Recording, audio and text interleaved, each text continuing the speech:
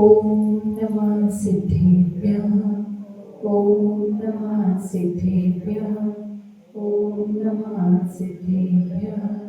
सत्त्वेषु मित्रं गुणेषु प्रमोदं क्लिष्टेषु जीवेषु कृपापरतं माध्यस्थे भावं विपरीतवृत्तं सदा ममात्मा विदधातु ते।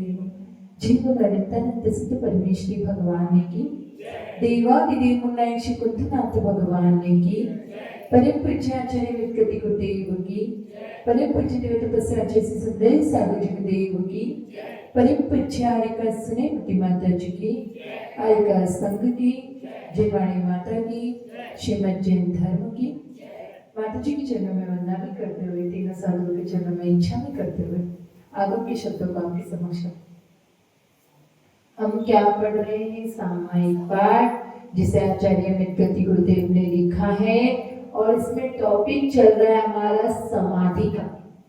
समाधि में अब तक हम 3 श्लोक पढ़ चुके हैं जिसमें आचार्य श्री ने हमें बताया है कि हमें इसको त्याग करना है, इसको हमें छोड़ना है। ये हमारे समाधि के साधन नहीं है और क्या साधन है। तो अभी आगे के श्लोक में भी यही बता रहे हैं कि समाधि का साधन रियल में क्या है और कैसे अपन को उसको अपनी समाधि के वक्त पे ध्यान करना है, चिंतन में लाना है और क्या अनुभव करना है जिससे हमारी समाधि सम्यक समाधि कहलाए।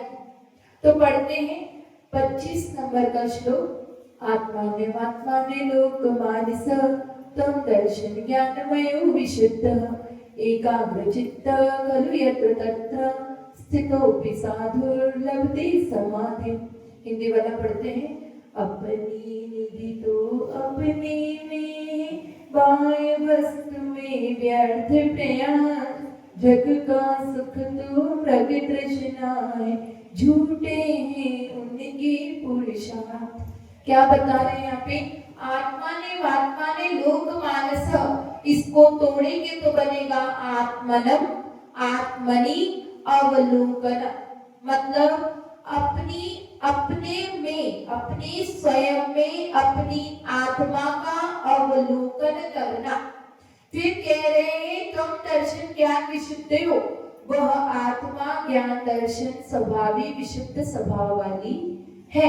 एकाग्र चित्त खलु यत्र तत्र, एकाग्र चित्त के साथ में ध्यान करने से यत्र तत्र मतलब इधर उधर स्थितों भी साधु लभते समाधि। साधु जो होते हैं इधर उधर बैठकर स्थित होकर समाधि को धारण करते हैं। क्या मतलब निकला? अपने आप में अपनी आत्मा का अवलोकन करना। ज्ञान दर्शनमय विशुद्ध आत्मा है और उसका साधुजन कहीं पर भी यत्र तत्र बैठकर स्थित होकर ध्यान करके उस समाधि को करते हैं, समाधि को धारण करते हैं। यहाँ पर हमें ये एक कहावत है कि सार सार गही रहो थोता दे उड़ाए। मुझे कोई कहावत आती नहीं है, माता जी ने बताई है। क्या बताया माता जी ने? कि सार सार गही रहे थोता दे उड़ाए। मतलब सार सार को ग्रहण करना है और जो निस्सार है उसको छोड़ना है। हम अपने जीवन में यही करते हैं, जो सारभूत होता है, जो सार होता है उसको ग्रहण करते हैं और जो निस्सार होता है उसे छोड़ देते हैं। अगर कोई व्यक्ति निस्सार के पीछे लगा रहेगा, उसको ग्रहण करता रहेगा, तो क्या होगा? उसका पूरा का पूरा जीवन बेकार हो जाएगा, व्यर्थ हो जाएगा। इसीलिए आचार्य क्या कहा है कि सार सार को ग्रहण करो। पिछले श्लोक में हमने देखा था, क्या देखा था? कि जो वो पप्पू था, है ना, सबने लिया, याद है आपको? तो जो पप्पू था वो क्या करता था? उसको जब असली की पहचान हुई, जब उसने उस हाथ को कसौटी पे कसा, तो क्या हुआ? उसे पहचान हुई और उसने उसकी पहचान करके उसे तुरंत जैसे समझ में आया कि ये नकली है, उसे क्या कर दिया? फेंक दिया और जो असली हीरा है उसको काम करते करते इतना अनुभव हो गया था कि उसने असली हीरो का हार बनवाया। तो यहाँ पर भी हमें यही समझना है कि असली हार को अगर हमें अपने जीवन में असली चीज को ग्रहण करना है तो कैसे?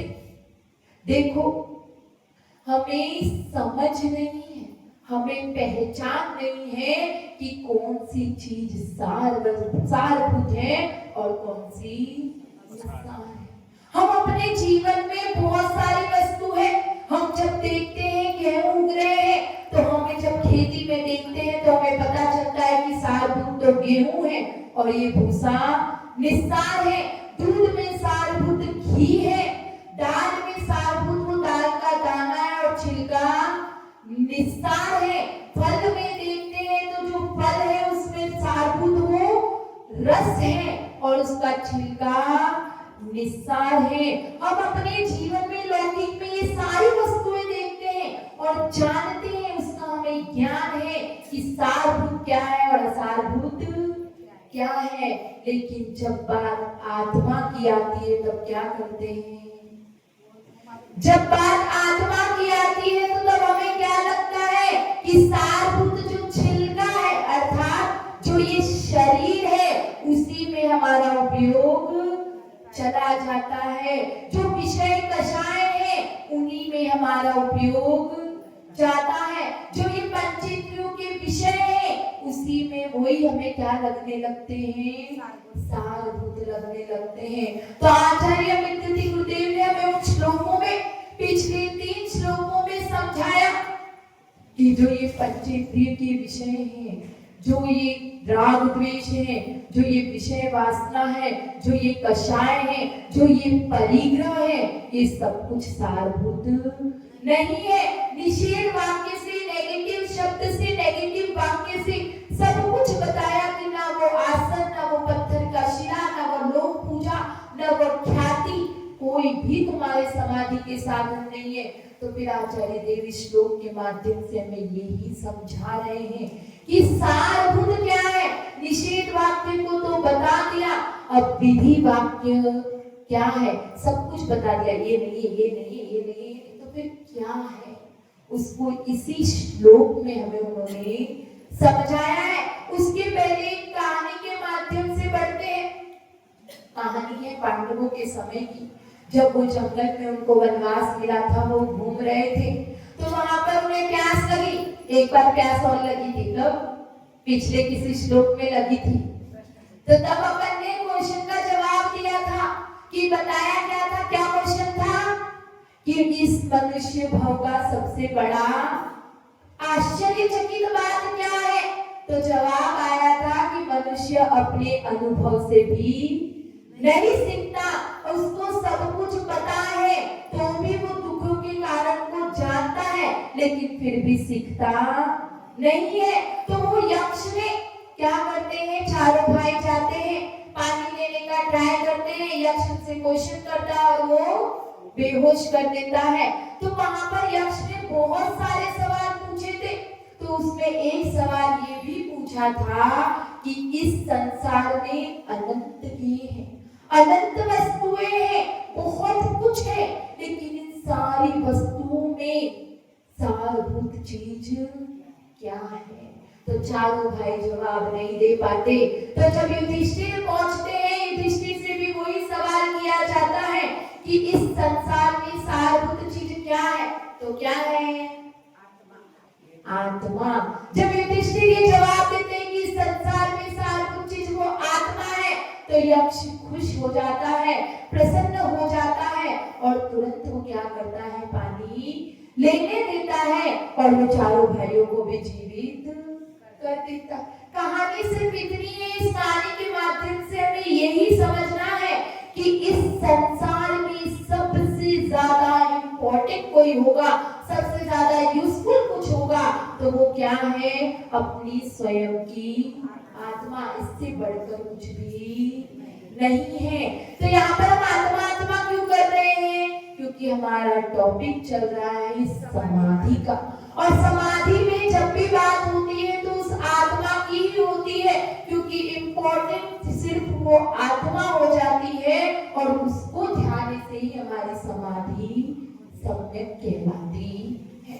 तो यहाँ पर अपने दर्शन में, जैन दर्शन में ही मात्र इसको बताया जाता है, बाकी अन्य किसी भी दर्शन में इसकी चर्चा नहीं की जाती। वो लोग कभी भगवान के बारे में निरूपण करते हैं, कभी भक्ति का अलग अलग रूप दिखाते हैं, लेकिन कभी भी वो इस आत्मा के बारे में बात, तो अपना जैन दर्शन ही ऐसा दर्शन है जिसमें आत्मा की बात की जाती है। कोई भी अनुयोग ले लो, चाहे वो प्रथमा नियोग लो, कर्णा नियोग लो, चन्ना नियोग लो, कोई भी अनुयोग लो, उसमें बात तो सिर्फ आत्मा के कल्याण की ही की जाएगी। आत्मा के अलावा और किसी भी चीज की बात नहीं होती। तो यहाँ पर पहला विशेषण दे रहे हैं, आत्मा ने महात्मा ने लोक माना। जल्दी जल्दी तो नहीं हो रहा, बहुत फास्ट हो रहा है क्या? तो आत्मा ने महात्मा ने लोक माना, अपने आप में, अपने स्वयं में अपनी आत्मा का अवलोकन करना। तो हमें अवलोकन करने के लिए कोई आधार तो चाहिए, क्योंकि देखो दर्पण होता है, तो दर्पण में हम क्या करते हैं, दर्पण के माध्यम से हम अपने आप को देखते हैं। हम किसी वस्तु को देखना चाहते हैं तो उस दर्पण के माध्यम से देखते हैं, उस पे हमारी नजर होती है, फोकस होता है। उसी प्रकार से अगर हमें भोजन को देखना है तो हमें क्या चाहिए, वो थाली का आधार चाहिए। थाली का आधार होगा तो हम उस भोजन को देख पाएंगे। उसी प्रकार से अगर हमें ध्यान करना है, आत्मा का अवलोकन करना है, तो हमें कोई आधार तो चाहिए। जैसे देखने के लिए दर्पण, जैसे भोजन के लिए थाली, तो वैसे ही हमें आधार चाहिए। तो आचार्य देव कहते हैं कि बाहर के आधार तो हमने बहुत ले लिए, बहुत बाहर के आधार लिए, इसीलिए तो आज तक हम इस संसार में क्या कर रहे हैं, परिभ्रमण कर रहे हैं, चक्कर काटते जा रहे हैं। हमने बाहर की वस्तुओं में, बाहर पर पदार्थों में ही अपना ध्यान लगाया है, कभी उस चीज पर फोकस नहीं किया जो हमारे लिए जरूरी था। हमें कंसंट्रेशन करना है। जैसे थाली में गुलाब जामुन रखा हुआ है, थाली में गुलाब जामुन रखा हुआ है, तो क्या थाली दिखती है, क्या कटोरा दिखता है? सिर्फ वो गुलाब जामुन ही दिखता है, फिर वो हमें आधार नजर नहीं आता। उसी प्रकार से हमें अपनी उस आत्मा पर कंसंट्रेशन करना है, तो उस आत्मा पर जब फोकस होगा तो हमें किसी भी आधार की जरूरत नहीं है। यहाँ पर बात इस संसार में देखो क्या होता है, उस थाली में, जैसे फिर से थाली पे आते हैं, उस थाली में बहुत सारी चीजें रखी है, सब्जी भी रखी है, रोटी भी रखा है, दाल भी रखा है, सब प्रकार की वैरायटी, नमकीन वगैरह सब कुछ वैरायटी रखी है। लेकिन हमें पसंद वो गुलाब जामुन था, हमारा ध्यान सिर्फ उस गुलाब जामुन पर गया। उसी प्रकार से इस आत्मा में बहुत सारा है, कषाय है, पंचेंद्रिय के विषय भोग है, राग है, द्वेष है, न जाने कितना कुछ इस आत्मा में लगा हुआ है। क्योंकि अगर स्वभाव परिणति है तो विभाव परिणति भी इसी आत्मा में है, तभी हम संसार के चक्कर काट रहे। तो उस विभाव परिणति पे हमें हमारा ध्यान नहीं देना है, हमें उसे हटाना है। और जो स्वभाव है, जो इम्पोर्टेंट है, जिस प्रकार से उस गुलाब जामुन पे जो नजर अटकी है, उसी प्रकार से उस शुद्ध आत्मा पर ही हमें हमारी नजर रखनी है, उसी पर कंसंट्रेशन करना है, उसी पर फोकस करना है। क्योंकि ऑब्जेक्ट तो बहुत सारे हैं, क्या ऑब्जेक्ट तो बहुत है, वस्तुएं तो बहुत है, राग द्वेष बहुत है, लेकिन आज तक हमने सिर्फ ऑब्जेक्ट पे ध्यान रखा और सब्जेक्ट पे ध्यान नहीं रखा, इसीलिए हमारा कुछ भी हो नहीं पाया। तो यहाँ पे आचार्य विद्यार्थी गुरुदेव यही कह रहे हैं कि उस आत्मा जो हमारा मेन सब्जेक्ट है, उस पर फोकस करो। किसी भी चीज को ध्यान करने के लिए समझने के लिए उसको 7 बातों का ध्यान रखना पड़ता है। क्या 7 क्वेश्चन आते हैं? 7 विभक्तियां पढ़ी है ना? कौन सी होती है विभक्तियां? विभक्तियां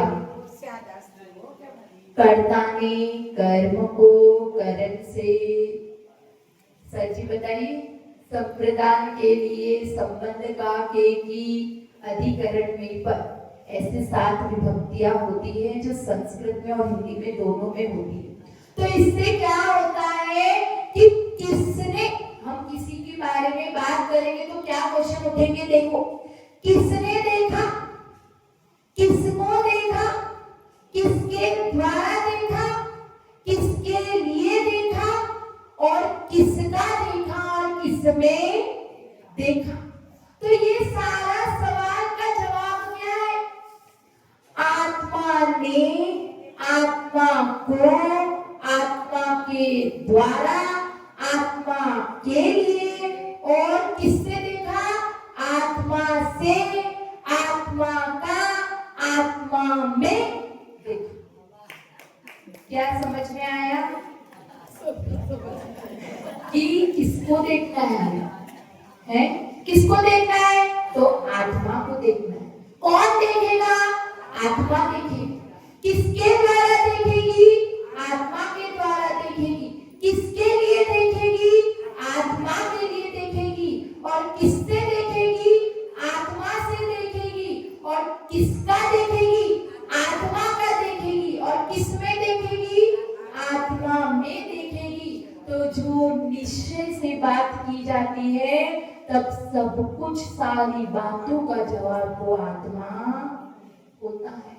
आधार भी आत्मा होता है, सब्जेक्ट ऑब्जेक्ट सब कुछ वो आत्मा होती है। और जब हम उस आत्मा पर ही कंसंट्रेशन करते हैं तब हमारा ध्यान होता है। तो आत्मा ने लोग माना अपनी आत्मा में अपनी आत्मा को देखना। अब आत्मा में देखना है तो क्या देखना है? क्या देखेंगे उसमें? आत्मा कैसी है? वो आत्मा अगला विशेषण दिया है, त्वं दर्शन ज्ञानमयो विशुद्ध। तो जो आत्मा है वो ज्ञान दर्शन स्वभाव वाली है, विशुद्ध है। उस आत्मा को हमें देखना है। जो क्या कहते हैं कि निश्चय से जब बात की जाती है तब कहा जाता है सब्बे शुद्ध हो शुद्ध नया। तो वो आत्मा शुद्ध है निश्चय से। अभी तो वर्तमान में क्या है? अशुद्ध है, वो व्यवहार में से है। लेकिन शुद्ध निश्चय से क्या है? वो आत्मा शुद्ध है। उसमें अनंत ज्ञान, अनंत दर्शन, अनंत सुख, अनंत वीर्य स्वभाव है। उसको बस हमें प्रकट करना है। तो उस आत्मा को हमें देखना है। तो हमें जब हम ये महसूस करेंगे कि वो आत्मा ज्ञान स्वभाव वाली, ज्ञान दर्शन स्वभाव वाली है, तो उसकी जब अनुभूति होगी तो उसका आनंद ही अलग है। अब ये ज्ञान दर्शन स्वभाव वाली आत्मा तो है, लेकिन इसको प्राप्त कैसे करेंगे? इसका अनुभव कैसे करेंगे? तो अगला विशेषण दिया है एकाग्र चित्त।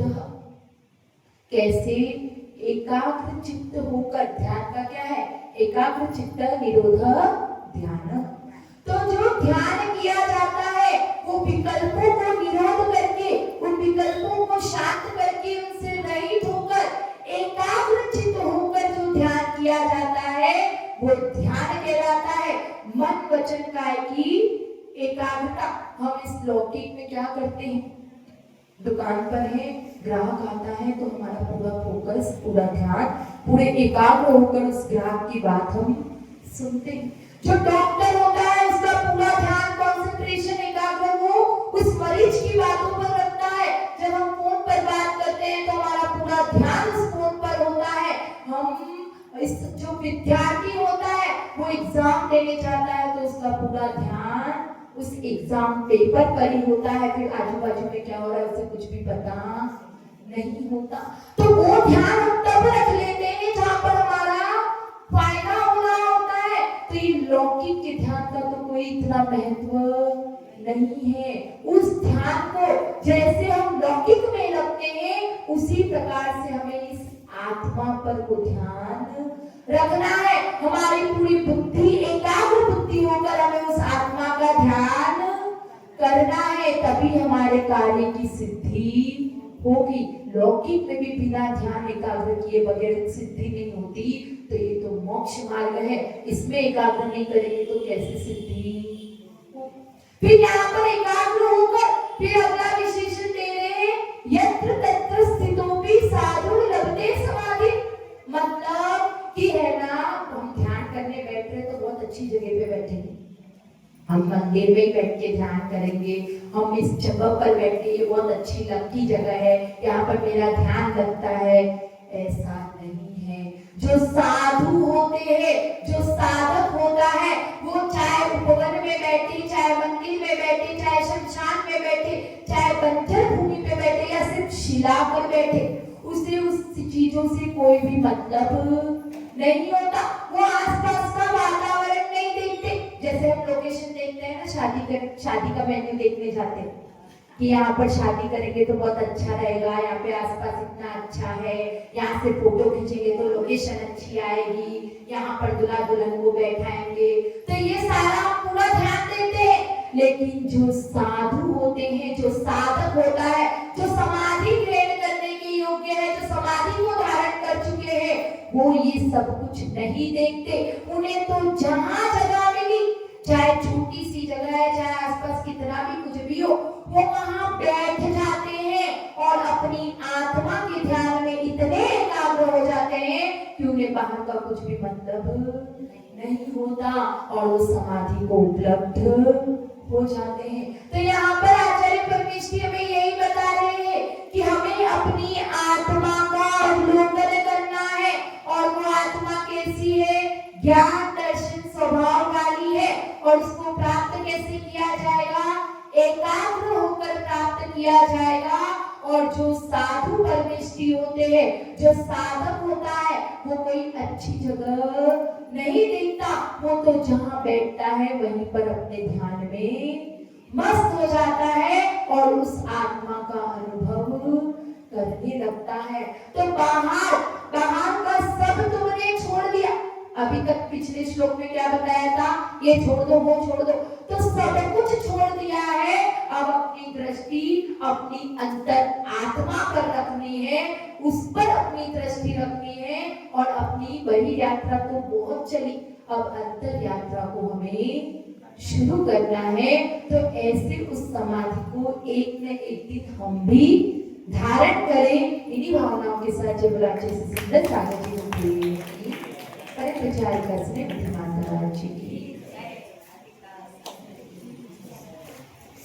लक्ष्य से सागर जी महाराज जी से हम निवेदन करते हैं कि वे अपने प्रश्न मंच के द्वारा हमारे ज्ञान में वृद्धि करें।